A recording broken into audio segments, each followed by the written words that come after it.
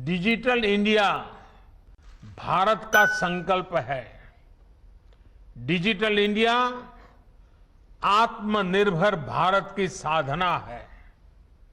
Digital India 21वीं सदी में सशक्त होते भारत का एक जयघोष है।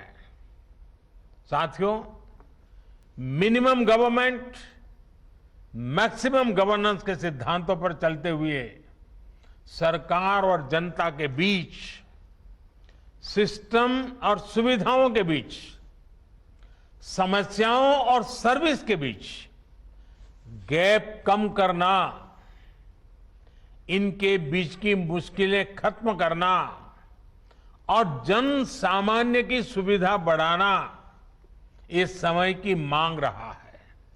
और इसलिए डिजिटल इंडिया सामान्य नागरिक को सुविधा और उनके एम्पावरमेंट का एक बहुत सशक्त माध्यम है।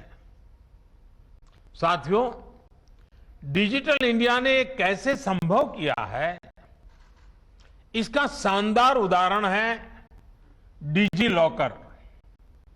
स्कूल के सर्टिफिकेट, कॉलेज की डिग्री, ड्राइविंग लाइसेंस, पासपोर्ट, आधार या दूसरे दस्तावेजों को संभाल कर रखना हमेशा से लोगों के लिए बहुत बड़ी चिंता रहती है।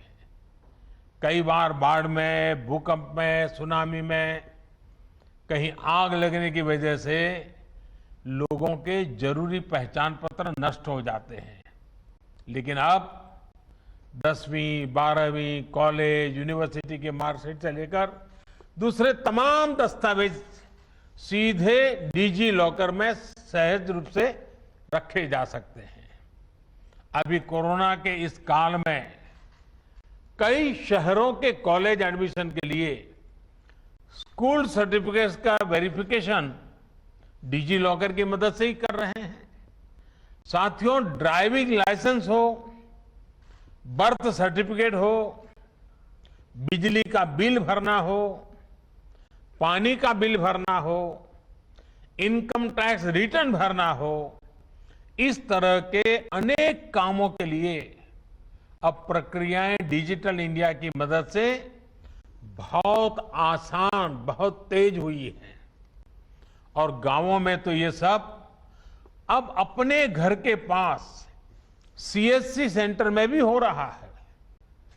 डिजिटल इंडिया ने गरीब को मिलने वाले राशन की डिलीवरी को भी आसान किया है। ये डिजिटल इंडिया की ही शक्ति है कि one nation one ration card का संकल्प पूरा हो रहा है। अब दूसरे राज्य में जाने से नया राशन कार्ड नहीं बनाना होगा। एक ही राशन कार्ड पूरे देश में मान्य है। और इसके सबसे बड़ा लाभ उन श्रमिक परिवारों को हो रहा है जो काम के लिए दूसरे राज्यों में जाते हैं। अभी मेरी ऐसे ही एक साथी से बात भी हुई। हाल ही में माननीय सर्वोच्च न्यायालय ने भी इससे जुड़ा एक बड़ा अहम फैसला दिया है। राज्य हैं जो इन बात को मानते नहीं। आखिरकार सुप्रीम कोर्ट ने हुक्म किया है कि इन राज्यों ने अब तक जिन्होंने one ration card, one nation वाला बात नहीं स्वीकार किए हैं, वो तुरंत लागू करें। हुक्म करना पड़ा सुप्रीम कोर्ट को और उन्हें भी इसी योजना का लागू करने के लिए कहा गया है।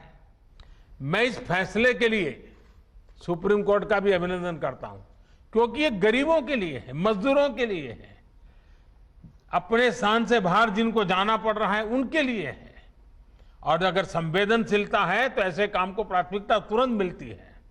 साथियों, डिजिटल इंडिया आत्मनिर्भर भारत के संकल्प को मजबूत से आगे बढ़ा रहा है। डिजिटल इंडिया उन लोगों को भी सिस्टम से कनेक्ट कर रहा है जिन्होंने कभी इसकी कल्पना भी नहीं की थी। अभी कुछ और लाभार्थियों से मैंने बात की है। वो बड़े गौरव और संतोष के साथ बता रहे थे कि डिजिटल समाधान से कैसे उनके जीवन में बदलाव आया है। ठेला पटरी वालों ने कब सोचा था कि वो बैंकिंग से जुड़ेंगे और उनको भी बैंक से आसान और सस्ता ऋण मिलेगा। लेकिन आज स्वनिधि योजना से यह संभव हो रहा है। गांव में घर और जमीन से जुड़े विवाद और असुरक्षा की खबरें भी अक्सर सुनने को आती रहती हैं। लेकिन अब स्वामित्व योजना के तहत गांव की जमीनों को ड्रोन मैपिंग की जा रही है। डिजिटल माध्यम से ग्रामीणों को अपने घर की कानूनी सुरक्षा का दस्तावेज मिल रहा है। ऑनलाइन पढ़ाई से लेकर दवाई तक के लिए जो प्लेटफॉर्म विकसित किए गए हैं, उनसे देश के करोड़ों साथी आज लाभान्वित हो रहे हैं। साथियों, दूर सुदूर तक स्वास्थ्य सुविधाओं को पहुंचाने में भी डिजिटल इंडिया अहम भूमिका निभा रहा है। थोड़ी देर पहले बिहार के साथी ने मुझे बताया कि ई संजीवनी ने कैसे इस मुश्किल समय में घर बैठे ही उनकी दादी मां के स्वास्थ्य लाभ की चिंता की। सबको स्वास्थ्य सुविधा मिले, समय पर अच्छी सुविधा मिले, ये हमारी प्राथमिकता है। और इसके लिए नेशनल डिजिटल हेल्थ मिशन के तहत एक प्रभावी प्लेटफॉर्म पर भी काम चल रहा है। इस कोरोना काल में जो डिजिटल सॉल्यूशन भारत ने तैयार किए हैं, वो आज पूरी दुनिया में चर्चा का भी विषय है और आकर्षण का भी विषय है। दुनिया के सबसे बड़े डिजिटल कॉन्टैक्ट ट्रेसिंग ऐप में से एक आरोग्य सेतु का कोरोना संक्रमण को रोकने में बहुत मदद मिली है। टीकाकरण के लिए भारत के कोविन ऐप में भी आज अनेकों देश दिलचस्पी दिखा रहे हैं। वो चाहते हैं उनके देश में इस योजना का लाभ मिले। वैक्सीनेशन की प्रक्रिया के लिए ऐसा मॉनिटरिंग टूल होना हमारी तकनीकी कुशलता का प्रमाण है।